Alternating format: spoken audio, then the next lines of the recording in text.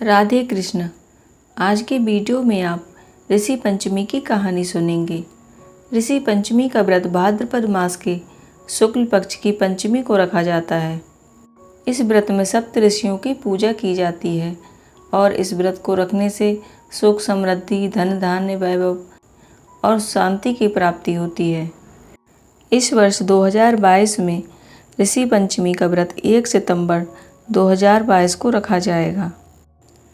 व्रत रखने वाले मनुष्य को ब्रह्म मुहूर्त में उठकर स्नान आदि से पवित्र होकर स्वच्छ वस्त्र धारण करने चाहिए।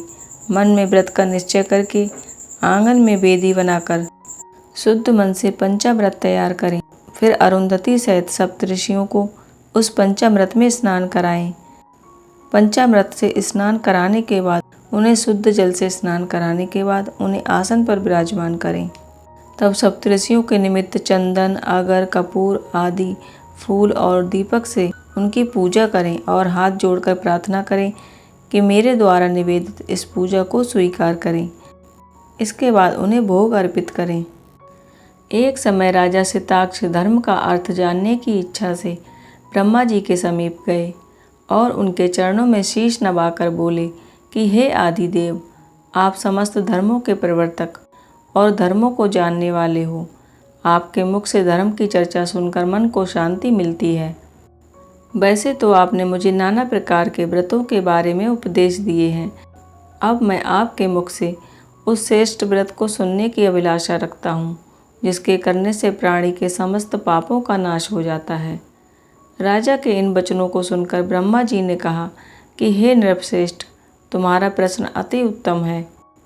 मैं तुमको समस्त पापों को नष्ट करने वाला सर्वोत्तम व्रत सुनाता हूँ। यह व्रत ऋषि पंचमी के नाम से विख्यात है। इस व्रत को करने से सभी प्राणी अपने पापों से सहज ही छुटकारा पा लेते हैं और उन्हें नरक में कदापि नहीं जाना पड़ता। इस व्रत की एक प्राचीन कहानी है, वह मैं तुम्हें सुनाता हूँ।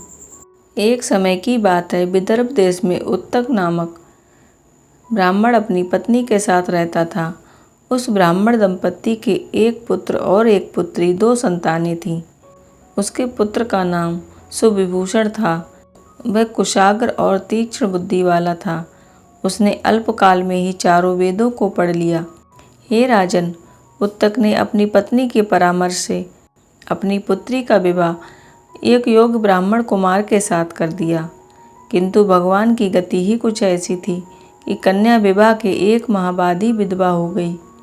अतः विधवा होने के पश्चात वह कन्या अपने धर्म का पालन करती हुई अपने पिता के यहाँ रहकर ही अपने समय को व्यतीत करने लगी।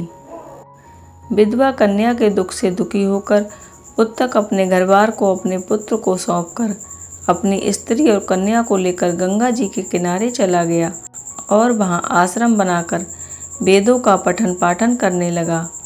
उसके पास कुछ ब्राह्मण भी वेद पढ़ने के लिए रहने लगे। कन्या भी अपने धर्म का पालन करती हुई अपना समय व्यतीत कर रही थी। वह रोज नित्य मन लगाकर माता पिता की सेवा करती थी।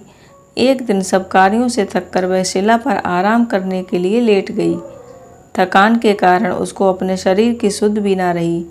भगवान की गति से अर्धरात्रि के समय अचानक उसके शरीर में कीड़े उत्पन्न हो गए। शिष्यों ने जब उस कन्या के शरीर पर कीड़ों को देखा तो उन्होंने जाकर अपने गुरु की पत्नी को बताया। कन्या के शरीर में कीड़े पड़ जाने की बात सुनकर ब्राह्मणी विलाप करती हुई उसी शिला के पास पहुंची जहां उसकी कन्या बेसुध पड़ी थी। उसके शरीर पर कीड़ों को देखकर वह बहुत दुखी हुई और विलाप करते करते वह ब्राह्मणी अचेत हो गई। जब उसे होश आया तो उसने सोती हुई कन्या को गोदी में उठाया और अपने पति उत्तक के सामने ले जाकर रख दिया। कन्या की दशा को देखते हुए ब्राह्मणी ने अपने पति से कहा कि हे स्वामी, आप कृपया करके मुझे यह बताएं कि मेरी इस साध्वी कन्या की दुर्दशा किस दुष्कर्म के कारण हुई है। अपनी पत्नी की बातों को सुनकर उत्तक मुनि थोड़ी देर के लिए शांत होकर हृदय में भगवान का ध्यान करने लगे।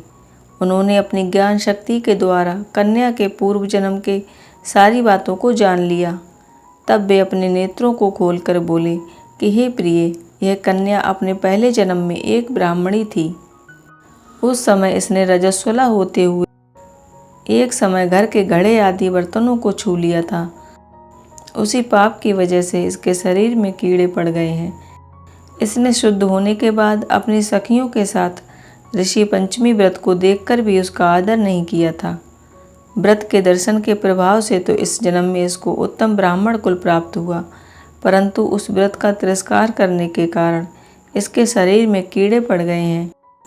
मुनि के वचनों को सुनकर सुशीला बोली, है स्वामी, जिस व्रत के दर्शन मात्र से आपके समान उत्तम कुल में इसको जन्म प्राप्त हुआ और जिसका तिरस्कार करने से शरीर कीड़ों से भर गया, उस महान आश्चर्यजनक व्रत को आप कृपा करके मुझे सुनाएं। उत्तक प्रसन्न होकर बोले कि हे सुशीले, वह व्रत सब व्रतों में उत्तम है। इसके प्रभाव से समस्त पाप नष्ट हो जाते हैं। इस व्रत को धारण करने वाला निश्चय ही दैहिक, भौतिक और दैविक तीनों प्रकार के कष्टों से छूट जाता है। व्रत को धारण करके स्त्रियां सौभाग्य को प्राप्त करती हैं। यह महान व्रत भादो मास के शुक्ल पक्ष की पंचमी को रखा जाता है। इस व्रत के प्रभाव से उसे अपने पूर्व जन्म का स्मरण रहता है। इस प्रकार आज की कहानी यहीं पर समाप्त होती है। अगर आज की कहानी आपको पसंद आई हो तो वीडियो को लाइक ज़रूर कीजिएगा और अभी तक आपने चैनल को सब्सक्राइब नहीं किया है तो चैनल को सब्सक्राइब कीजिएगा। राधे कृष्ण।